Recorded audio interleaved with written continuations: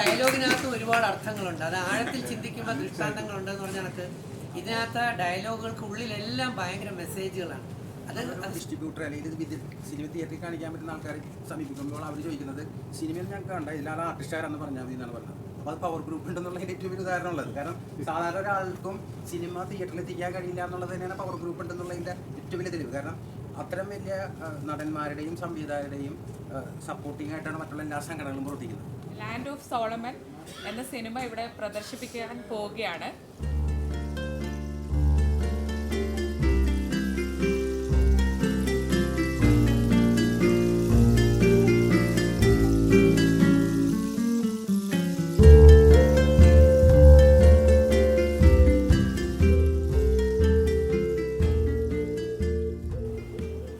തിരക്കുകൾ മാറ്റിവെച്ച് നമ്മോടൊപ്പം ചേർന്ന് നിൽക്കാൻ ഇന്നിവിടെ എത്തിയ ഓരോരുത്തരെയും സ്നേഹം അറിയിക്കുകയാണ്, സ്വാഗതം ചെയ്യുകയാണ്.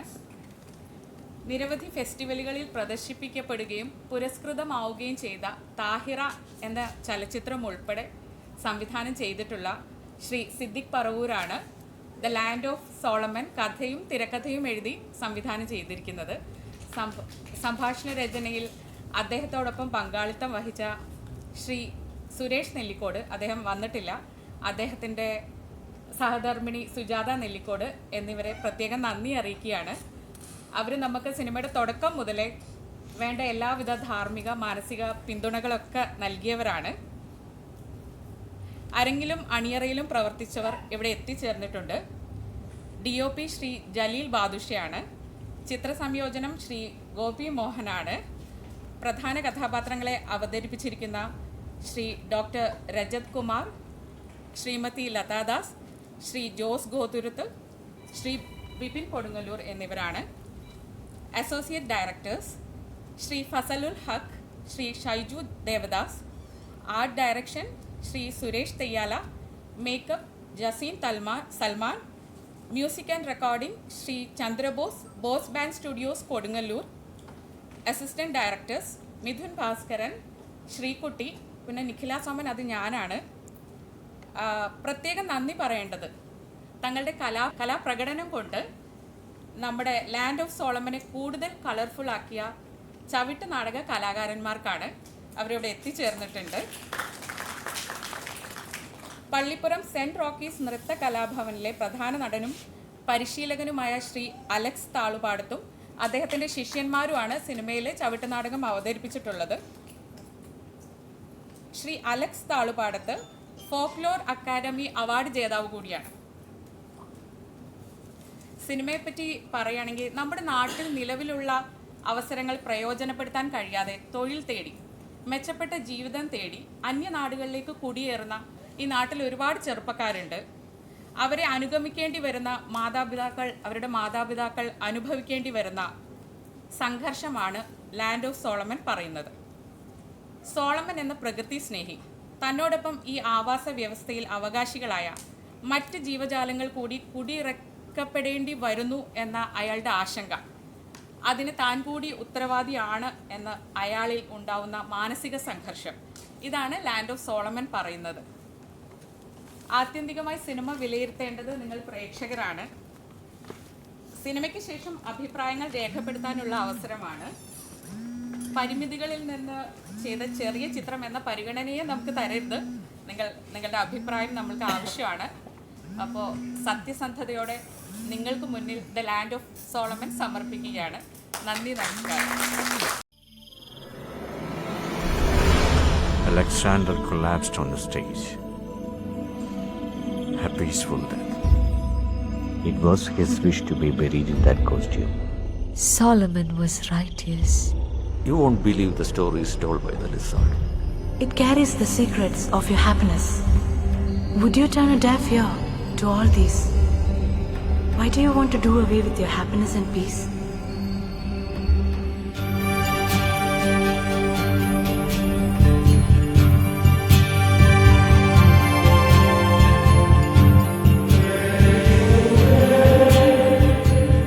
The head of my lover was a sachet of sweet myrrh.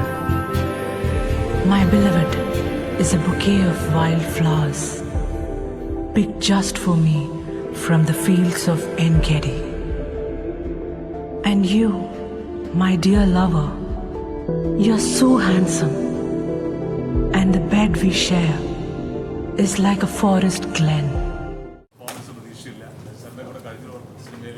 എൻ്റെ കഴിഞ്ഞ സിനിമയുടെ ഡയറക്ടറായിരുന്നു, ചീഫ് അസോസിയേറ്റ് ഡയറക്ടറായിരുന്നു കന്യാകുമാരി. ഇത്രയും നന്നായിട്ട് ദേശാണ് അഭിനയിക്കാൻ കഴിയും എന്ന് മനസ്സിലാക്കി തന്ന ഒരു സിനിമ കൂടിയാണ്. പ്രത്യേകിച്ച് നേരത്തെ പറഞ്ഞ പോലെ അടക്കി പിടിച്ചെങ്കിൽ ഇത്തരത്തിലുള്ള രജിസ്റ്ററല്ല എൻ്റെ മനസ്സിലുള്ള രജിസ്റ്റർ. ഇത് ഞാനല്ല, ഇത് പറവൂർ സിദ്ദിഖ് അതേപോലെ തന്നെ എന്തോ കയറ്റി വിട്ടതാണ്. ഞാൻ ചേച്ചി എൻ്റെ കൂടെ കഴിഞ്ഞ സിനിമ വർക്ക് ചെയ്തിരുന്നു.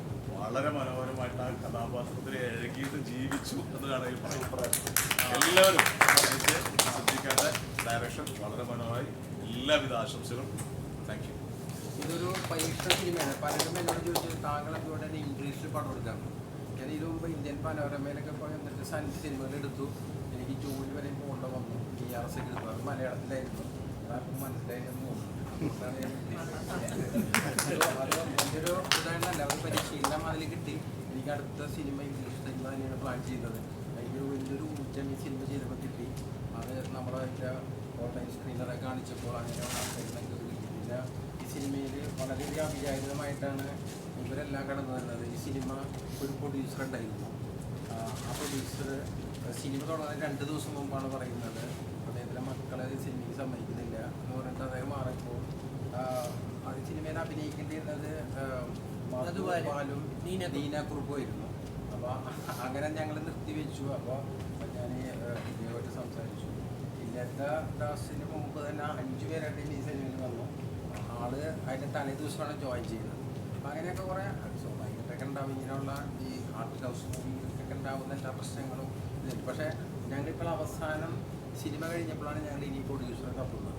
അപ്പം അങ്ങനെ ഒരാളിതിൽ വന്ന് വീഴും എന്ന് ഞങ്ങൾ പ്രതീക്ഷിച്ചു. കാരണം ഇത് അവാർഡ് കിട്ടി നാഷണലിൽ പോയാലും എവിടെ പോയാലും അതിന്റെ ക്രെഡിറ്റ് പ്രൊഡ്യൂസറിനും. ഒരു കാര്യം പറയുന്നത് ക്യാമറ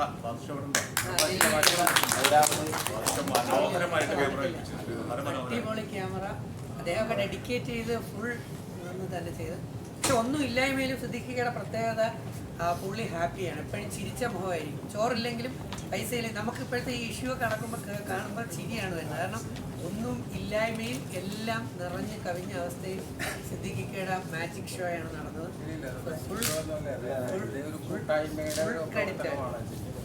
നമ്മളെല്ലാ ആൾക്കാരോടും കൂടെ കൂട്ടായ്മ, നമ്മുടെ അകലങ്ങളിൽ നിന്ന് വരെയും പ്രവർത്തിക്കുന്ന ഒരാളിലുണ്ട്. സുരേഷ് നെല്ലിക്കോട് എന്ന് പറയുന്ന ഒരാൾ, ഞാനും പുള്ളിയോട് കൂടിയാണ് അതിന് സ്ക്രിപ്റ്റ് വർക്ക് ചെയ്തത്. സത്യത്തിൽ അദ്ദേഹമായിരുന്നു ഇതിലെ നായകനായിട്ടുണ്ടായിരുന്നത്. അപ്പം ഇതെല്ലാം കൊഴിഞ്ഞു പറഞ്ഞ് ലാസ്റ്റ് ഇങ്ങനെയായി ദൈവികമായി മറിഞ്ഞു തിരിഞ്ഞ് എനിക്ക് കിട്ടി എന്നുള്ളത് വളരെ ഒരു ചെറിയ വാക്കോടും കൂടി പറഞ്ഞിട്ട് അവസാനിപ്പിക്കാം. ഇദ്ദേഹം ഭയങ്കര ദൈവവിശ്വാസിയാണ്, ഞാൻ ഒരു ദൈവവിശ്വാസിയാണ്. അപ്പം ഇദ്ദേഹം ഈ ഞങ്ങളുടെ ഈ ലൈറ്റ് ക്യാമറ നിലത്ത് വീണു. ക്യാമറ ഷൂട്ടിങ്ങിനിടയ്ക്ക് നിലത്ത് വീണു. സത്യത്തിൽ അങ്ങനെ സംഭവിക്കാൻ പാടില്ലാതാണ്. ക്യാമറ നിലത്ത് വീഴില്ല. അപ്പോൾ ഇദ്ദേഹം ഭയങ്കര ടെൻസ്ഡായി. അത് കഴിഞ്ഞ് ഇദ്ദേഹം കയ്യിൽ ഒരു ഇദ്ദേഹത്തിൻ്റെ ഒരു പ്രാർത്ഥനാമൂർത്തിയൊക്കെ ആയിട്ട് വന്നു. അദ്ദേഹം പറഞ്ഞു സിനിമ വലിയ പ്രശ്നങ്ങളുണ്ടെന്ന് പറഞ്ഞു. ഞാൻ പറഞ്ഞു മാറ്റം ഒരു പ്രശ്നമില്ല, നമ്മുടെ അടുത്തിരിക്കും, ദൈവാനുഗ്രഹം ഉണ്ടാവും എന്ന് പറഞ്ഞ് ഞാനത് അതിനൊപ്പം നിന്നു. അപ്പോൾ വീണ്ടും ലൈറ്റ് താഴെ വീണു. അപ്പോൾ ലൈറ്റ് താഴെ വീണപ്പോൾ അദ്ദേഹം പറഞ്ഞു അതൊന്ന് കെട്ടിവെക്കാൻ പറഞ്ഞു. 4 പ്രാവശ്യം അതേപോലെ തന്നെ ലൈറ്റ് താഴെ വീഴുന്നു. അങ്ങനെയൊക്കെ അപ്പോൾ ഈ എല്ലാവർക്കും ആശങ്ക ഉണ്ടാവും. പക്ഷേ ഞാനൊരു ശുഭാപ്തി വിശ്വാസിയായതുകൊണ്ട് എല്ലാവരും ടെൻഷനിലായിരുന്നു. ഇപ്പൊ പലരും കോംപ്രമൈസും അഡ്ജസ്റ്റ്മെന്റ് പറയുന്നു. ഞങ്ങൾ ഈ സിനിമ മുഴുവൻ കോംപ്രമൈസും അഡ്ജസ്റ്റ്മെന്റും കൊണ്ട് ചെയ്ത് തീർത്ത പടമാണ്. ഇതിനെയും കോംപ്രമൈസ് ഒന്നും അഡ്ജസ്റ്റ്മെന്റ് ഒന്നും പറയാം. സമയത്ത് ഈ സിനിമയുടെ പിന്നിൽ പ്രവർത്തിച്ച ആൾക്കാർ, ഒരുപാട് കഷ്ടപ്പെട്ട ആൾക്കാരുണ്ട്. അവർക്കെല്ലാം സലീംകുമാർ പറഞ്ഞാൽ നന്ദി മാത്രമേ ഉള്ളൂ എന്ന് പറഞ്ഞുകൊണ്ട് ഓരോ ഡയലോഗിനകത്തും ഒരുപാട് അർത്ഥങ്ങളുണ്ട്. അത് ആഴത്തിൽ ചിന്തിക്കുമ്പോൾ ദൃഷ്ടാന്തങ്ങളുണ്ടെന്ന് പറഞ്ഞ കണക്ക് ഇതിനകത്ത് ഡയലോഗുകൾക്ക് ഉള്ളിലെല്ലാം ഭയങ്കര മെസ്സേജുകളാണ്. അത് ശ്രദ്ധിച്ച് അതിൻ്റെ അർത്ഥം മനസ്സിലാക്കി ഉൾക്കൊണ്ട് കഴിഞ്ഞാൽ നമുക്ക് തന്നെ ഒരുപാട് കുറ്റബോധം വരും. നമ്മൾ എന്തുമാത്രം ഈ പ്രകൃതിയെ ചൂഷണം ചെയ്തു നശിപ്പിച്ചു. അലക്സ് താഴെപ്പാടം ഈ സിനിമയുടെ ആ ഒരു പ്രത്യേക കാരണം വെച്ചാൽ ഞങ്ങൾ കുറച്ച് ഫാൻറ്റസിയും ഇതൊക്കെ ആയിട്ടാണ് ചെയ്തത്. അവരിൽ നേതൃത്വം നൽകുകയും അതിൻ്റെ സംവിധാന സഹായമായിട്ട് പ്രവർത്തിക്കുകയും ചെയ്ത ഇദ്ദേഹം വളരെയധികം കഷ്ടപ്പെട്ടു അതിൻ്റെ പിന്നിൽ ഇത് ചെയ്യാനായിട്ട്. അതൊരു ഗുരുത്വം കൂടെ പറയണം. ചവിട്ട് നാടകത്തിന്റെ ആശാനാണ് ഇദ്ദേഹം. എൻ്റെ ചവിട്ട് നാടകം ഡാൻസ് ഉണ്ടായിരുന്നു. ഇഷ്ടപ്പെട്ടായിരുന്നോ? 6 മാസം മിനിമം വേണം 2 സ്റ്റെപ്പ് വയ്ക്കാനാണ്. 6 മിനിറ്റ് കൊണ്ട് എന്നെ റെഡിയാക്കി എടുത്ത മനുഷ്യനാണ്. 5 മിനിറ്റ് കൊണ്ട് സ്റ്റേജിൽ കയറുന്നതിന് തൊട്ട് മുമ്പ് അദ്ദേഹം ശരിയാക്കി എടുത്ത് ആ എന്താ പറയുക കുപ്പായം ആ ഒരു കിങ്ങിൻ്റെ അതങ്ങോട്ട് ഇട്ട് കഴിഞ്ഞപ്പോൾ ആ വേഷം കോസ്റ്റ്യൂം ഇട്ട് കഴിഞ്ഞപ്പോൾ ഏതോ ഒരു ആത്മാവ് കയറുന്ന പോലെയായിരുന്നു. പിന്നെ എന്താണ് സംഭവിച്ചതെന്ന് എനിക്കൊന്നും അറിഞ്ഞൂടാ. ബിഗ് ബോസിൽ സംഭവിച്ച കണക്ക് തന്നെ എന്തൊക്കെയാണ് സംഭവിച്ചു. അപ്പോൾ ഒരു കാര്യം കറക്റ്റാണ്, നല്ല മനസ്സോടെയുള്ള കൂട്ടായ്മയുടെ ഇടയിൽ ദൈവം അത്ഭുതകരമായി പ്രവർത്തിക്കും എന്നുള്ളതിൻ്റെ ഉത്തമ ഉദാഹരണമാണ് ഈ സിനിമ. അത് കോസ്റ്റ്യൂം ഡിസൈനർ ഞാൻ തന്നെയാണ് അതിന്റെ കാരണം. ഞാനൊരു 10-12 ആൾക്കാരുടെ അടുത്ത് സമീപിച്ചു. എറണാകുളത്തൊക്കെ ഞങ്ങൾ ഈ രാജാവിന്റെ കോസ്റ്റ്യൂം കിട്ടുമെന്നൊക്കെ അന്വേഷിച്ചു, എവിടെയും കിട്ടിയില്ല. അപ്പൊ പിന്നെ ഞാൻ തന്നെ അത് ഒരു ഡിസൈനൊക്കെ ഉണ്ടാക്കി ടൈലറെ വെച്ചിട്ട് ചെയ്തെടുക്കേണ്ട വന്നു. അപ്പൊ അതൊക്കെ അങ്ങനെ ചെയ്യേണ്ട വന്നത് സ്വാഭാവികമായിട്ട് നമ്മൾ ആയിപ്പോകും. സിനിമയ്ക്ക് പ്രശ്നമല്ലെന്നുള്ളതാണ് നമ്മൾ ഇതിലൂടെ അവതരിപ്പിക്കാൻ ശ്രമിക്കുന്നത്. ഒരു സ്ഥലവും സിനിമയ്ക്ക് ഞാൻ ഒരു 4 കിലോമീറ്റർ എന്റെ 2 വീലറിലാണ് ഞാൻ വരുന്നത്. അവിടെ ഷൂട്ട് ചെയ്യുന്ന സ്ഥലങ്ങളിൽ മാത്രമേ നമ്മൾ ഷൂട്ട് ചെയ്യാറുള്ളൂ. എന്നിട്ട് ഡയറക്ടറും പ്രൊഡക്ഷൻ കൺട്രോളർ തന്നെ സ്കൂട്ടറിൽ പോയി ചോറ് പൊതി വാങ്ങി ഞങ്ങൾക്ക് ചോറ് 15 days കൊണ്ട് ഇത്രയും മനോഹരമായ വിഷ്വൽ ബ്യൂട്ടി ചെയ്തു എന്ന് പറഞ്ഞാൽ നെറ്റ്ഫ്ലിക്സ് ഒക്കെ അപ്രൂവ് ചെയ്യുന്ന ക്യാമറയൊക്കെ ഉപയോഗിച്ചിട്ടുണ്ട്. ഒന്നിനും ഒരു കുറവില്ലായിരുന്നു. പൈസ മാത്രം ഇല്ലായിരുന്നു, പക്ഷെ എങ്ങനെയോ നടന്നു, കംപ്ലീറ്റ് നടന്നു. അതൊരു ഡിവൈൻ പവർ ആയിരുന്നു. ഇദ്ദേഹത്തെ ആദ്യം കണ്ടപ്പോൾ മുടി അയച്ചിട്ടാണ് അദ്ദേഹം വന്നത്. ഇദ്ദേഹം കൺട്രോളായിരുന്നില്ല. ഇദ്ദേഹത്തോട് ഞാൻ പറഞ്ഞ നിങ്ങൾക്ക് ഇങ്ങനെ ഒരു വേഷം ഉണ്ടായില്ല തരാന്ന് പറഞ്ഞു. അങ്ങനെ അദ്ദേഹം കൺട്രോളറായിട്ട് ഇദ്ദേഹത്തിന് ഓട്ടോറിക്ഷയാണ് നമ്മുടെ പ്രധാനപ്പെട്ട വാഹനമായിട്ട് ലൊക്കേഷൻ ഓടിക്കൊണ്ടിരുന്നത്. ഓട്ടോറിക്ഷ ഓടി ജീവിക്കുന്ന ഒരാളാണ്. ഞാനൊരു കൺട്രോളർ ആവാൻ വേണ്ടിയല്ല വന്നത്. അപ്പൊ എന്നെ വിളിച്ചപ്പോ ഞാൻ ചെന്നു. പെട്ടെന്ന് സാറ് ഫസ്റ്റ് എന്നെ കാസ്റ്റ് ചെയ്യണം പടത്തിന്. ഫസ്റ്റത്തെ കാസ്റ്റിങ് ഞാനാണ്. അപ്പൊ എന്നോട് പറഞ്ഞ് ഇതിന്റെ കൺട്രോളറായിട്ട് വിപിനിയിൽ വർക്ക് ചെയ്യണം. അപ്പൊ ഞാൻ ശരിയാവോ, ഞാൻ ചെറിയ പരിപാടികളൊക്കെ ചെയ്തിട്ടുണ്ടെങ്കിലും സിനിമയ്ക്ക് ഞാൻ സൂട്ടാണോ എന്ന് ചോദിച്ചപ്പോൾ സാറ് പറഞ്ഞ് ഇതിലൊന്നും പേടിക്കണ്ട, വിപിൻ നിന്ന് തന്നാ മതി. കംപ്ലീറ്റ് കാര്യങ്ങൾ സാറ്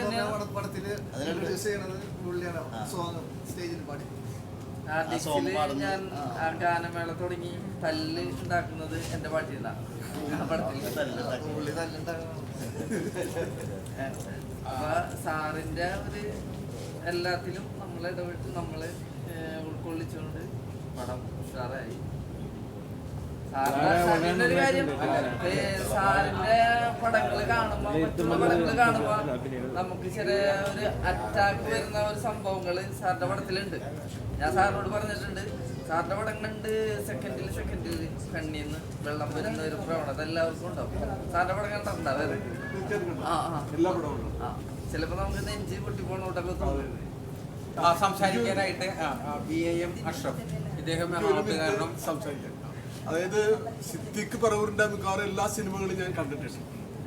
ഞാൻ അമ്പരക്കാണ് എന്തുകൊണ്ട് ഇതുപോലുള്ളൊരു സംവിധായകൻ ഇത്രയും ഡീപ്പർ ലെവലിൽ സിനിമയെ ആവാഹിച്ചൊരു മനുഷ്യൻ എന്തുകൊണ്ട് ലോക പ്രശസ്തനായിട്ടില്ല. എന്തുകൊണ്ട് അദ്ദേഹത്തിന് ഈ ലോകത്തോട് പറയാനുള്ള കാര്യങ്ങൾ ഈ ലോകം സ്വീകരിക്കുമാറ് അത് ഉച്ചത്തിൽ പറയാൻ കഴിയുന്നില്ല. ഒരുപാട് കാരണങ്ങൾ അതിനുണ്ട്. തീർച്ചയായിട്ടും അതെല്ലാം നമ്മൾ പരിഹരിച്ചു കൊടുക്കേണ്ടതുണ്ട്. നമ്മൾ സമൂഹം ഏറ്റെടുക്കേണ്ടതാണ്. വ്യക്തികൾ ഇങ്ങനെ വരുമ്പോൾ ആ വ്യക്തികളെ സഹകരിക്കേണ്ട ആളുകൾ സഹകരിച്ചു കൊടുക്കണം എന്നാണ് എനിക്ക് പറയാനുള്ളത്. നമ്മൾ ആ ഒറ്റ പോയിന്റ് മാത്രം എനിക്ക് ഒരു പ്രശ്നമുള്ളൂ, പണമുള്ള പ്രൊഡ്യൂസർമാരെ കിട്ടുന്നില്ല, അത്രേ ഉള്ളൂ. അതാണ് ഇല്ലായ്മയിലാണ് ഇതൊക്കെ. ഒരു കാര്യം പറയാനുള്ളത്, ഈ സിനിമയിൽ ഇപ്പൊ അജിത് കുമാർ ഞങ്ങൾക്ക് ലാസ്റ്റാണ് ഈ ലതാദാസിനെ കിട്ടുന്നത്. അപ്പോൾ ആളോട് ഞാൻ പറഞ്ഞപ്പോൾ ഇങ്ങനെ ആൾ വരും. പക്ഷേ എന്നെ പലപ്പോഴും ഞാനൊരു സംഭവം പറഞ്ഞു കൊടുക്കുമ്പോൾ അത് ആ കഥാപാത്രം എന്താണെന്ന് എനിക്ക് മനസ്സിലാകുകയും നമ്മളെ പറയുന്ന സാധനത്തിന് ആത്മാവ് ഉൾക്കൊള്ളുന്ന ചില സീനുകൾ ഞാൻ പറഞ്ഞിരുന്നു. അതൊക്കെ അപ്പം നിങ്ങൾ കണ്ടപ്പോൾ നിങ്ങൾക്ക് മനസ്സിലായിട്ടുണ്ടാവും. സോളമൻ രാജാവാവുന്ന ആ സമയത്തും ആ കോസ്റ്റ്യൂം കിട്ടുന്ന സമയത്തൊക്കെ സത്യത്തിൽ ലതയുടെ ആ ഒരു പെർഫോമൻസ് എന്നെ തന്നെ ഞെട്ടിച്ച് കളഞ്ഞു. ശരിക്കും ഞാൻ പറഞ്ഞു കൊടുത്തതിനേക്കാളൊക്കെ അത്രയും കഥാപാത്രമായിട്ട് തന്നെ പ്രാധാന്യം സ്ഥാപിക്കാനായിട്ട് കഴിഞ്ഞു ശരിക്കും. അപ്പോൾ അതൊക്കെ ഈ സിനിമയുടെ വലിയൊരു ഹൈലൈറ്റ്സാണ്. പിന്നെ ഈ സിനിമയ്ക്ക് സപ്പോർട്ട് ചെയ്യുകയും ഇതിനൊരു പ്രൊഡ്യൂസർ ഉണ്ടാക്കുന്നതിന് നിങ്ങൾ കഴിയുന്ന ആൾക്കാരെ സഹായിക്കണമെന്നും അഭ്യർത്ഥിക്കുകയാണ്. കാരണം ഇതിൽ ഇതൊരു പ്രൊഡ്യൂസർ ഉണ്ടായാൽ മാത്രമേ എനിക്ക് അടുത്ത സിനിമയിലേക്ക് പോകാൻ പറ്റുള്ളൂ. അല്ലെങ്കിൽ ഞാനിപ്പോൾ VRS എടുത്തിട്ടാണ് എൻ്റെ കഴിഞ്ഞ സിനിമയുടെ കടമൊക്കെ തീർത്തത്. ചോദിച്ചിട്ട് എന്ത് ജോയി അപ്പൊ ഇവരൊക്കെ വളരെ എന്താണ് നമുക്ക് ഒരു പ്രത്യേക രീതിയിലൊക്കെ വന്നപ്പെട്ടാണ്. അപ്പൊ ഞാൻ ആദ്യം മാഷോട് ഞാൻ പറഞ്ഞിരുന്നത് വളരെ വയസ്സായിട്ടൊരാള് ഒരു മത്സ്യത്തൊഴിലാളിയൊക്കെ ആയിട്ട് ആളെ കിട്ടണമെന്ന് പറഞ്ഞപ്പോൾ ഞങ്ങൾ പോയി അദ്ദേഹത്തെ കണ്ടു. പക്ഷെ അദ്ദേഹത്തിന്റെ ഒരു പ്രശ്നം വെച്ചാൽ അദ്ദേഹത്തിന്റെ ജ്യേഷ്ഠൻ്റെ മാത്രം ഫോണുള്ളൂ. ആ പുള്ളിനെ വിളിച്ചിട്ടാണ് ഞങ്ങൾ ചെയ്തിരുന്നത്. അപ്പൊ അവരൊക്കെ വളരെ നല്ല രീതിയിൽ സാധനങ്ങളോട് സഹകരിച്ചു. ഈ സിനിമയെ കുറിച്ച് രണ്ടു വാക്ക് ഇന്നിവിടെ വന്നിട്ടുള്ള എല്ലാവരോടും ഒരുപാട് സന്തോഷമുണ്ട്. പിന്നെ ഈ സിനിമ കണ്ട് നിങ്ങളുടെ അഭിപ്രായങ്ങളൊക്കെ ഓരോരുത്തർ പറഞ്ഞപ്പോൾ ഒത്തിരി സന്തോഷം തോന്നി. ഞാൻ ഈ സിനിമയിലേക്ക് വരുന്നത് തലേ ദിവസം ഉച്ചയ്ക്ക് ബിബിൻ വിളിച്ചപ്പോഴാണ് ഇങ്ങനൊരു ക്യാരക്ടർ ഉണ്ട്, അതൊരു ഡിഫറെൻറ്റ് ക്യാരക്ടറാന്ന് പറഞ്ഞപ്പോൾ തന്നെ എനിക്ക് വലിയ സന്തോഷമായി. അങ്ങനെ നമ്മൾ ചെന്ന് ഒരു ഈവനിങ് ആയപ്പോൾ ഒരു സ്ക്രിപ്റ്റ് എടുത്ത് ഇത് ഇംഗ്ലീഷാണ്, ഇതിലാണ് നമ്മൾ ചെയ്യാൻ പോകുന്നത്. അപ്പോഴാണ് ഈ കഥാപാത്രത്തിനെ പറ്റി ഒക്കെ പറയുമ്പോൾ വലിയ പറഞ്ഞുതരാം, സ്ക്രിപ്റ്റ് കണ്ട് പേടിക്കൊന്നും വേണ്ട പറഞ്ഞു. അങ്ങനെ പിറ്റേ ദിവസം തൊട്ട് ഷൂട്ട് തുടങ്ങി രാവും പകലെന്ന് പറയാം. അങ്ങനെയാണ് നമ്മൾ ഈ സിനിമ തീർത്തത്. എല്ലാവരും നല്ല സപ്പോർട്ടാണ്. ഇപ്പം കൂടെ നിന്ന് എന്താ പറയുക, നമുക്ക് എവിടെയും ഒരു കൺഫ്യൂഷൻ ഇല്ലാത്ത രീതിയിൽ ഇപ്പോൾ പറഞ്ഞു തന്നുകൊണ്ടാണ് ആ ക്യാരക്ടർ. ശരിക്കും പറഞ്ഞിട്ട് സ്ക്രിപ്റ്റ് മുഴുവൻ വായിക്കാനുള്ള നേരം തന്നെ എനിക്ക് കിട്ടിയിട്ടില്ല. തലേദിവസം വന്ന പിറ്റേ ദിവസം കാലത്ത് ഷൂട്ടാണ്.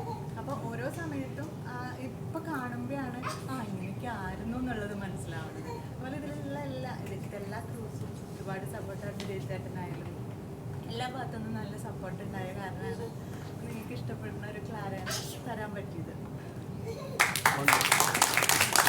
നമ്മുടെ സിനിമയുടെയും ആദ്യത്തെയൊക്കെയാണ് നമ്മളൊക്കെ സിനിമയിലേക്ക് എടുത്ത് ചാടിച്ചത്.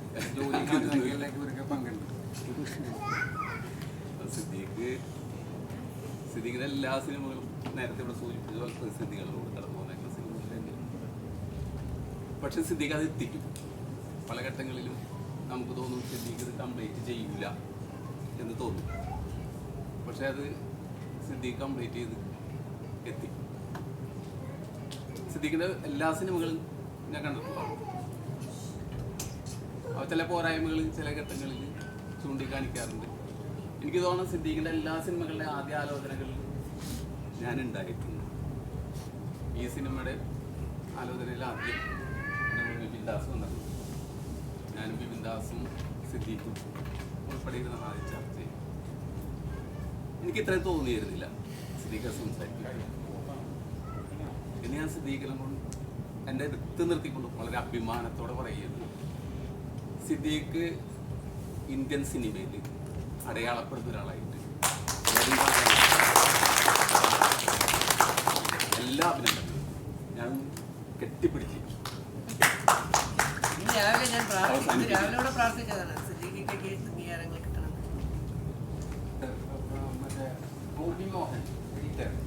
രാവും പകലില്ലാതെയൊക്കെ കുറേ നാളുകൾ നമ്മൾ ചെറിയ ഇതൊക്കെ ചെയ്തുകൊണ്ട് മാസങ്ങളോടൊക്കെ ഇത്രയൊക്കെ ഞങ്ങൾ വർക്ക് ചെയ്തത്. സുരേഷ് തൈ അസോസിയേറ്റ് ഡയറക്ടർ ഫസൽ, അദ്ദേഹം കമലിൻ്റെ അസിസ്റ്റൻ്റായിട്ട് വർക്ക് ചെയ്ത ഒരാളാണ്. ഇത് വരുന്നു. ഇതൊക്കെ ഒരുപാട് ആൾക്കാർ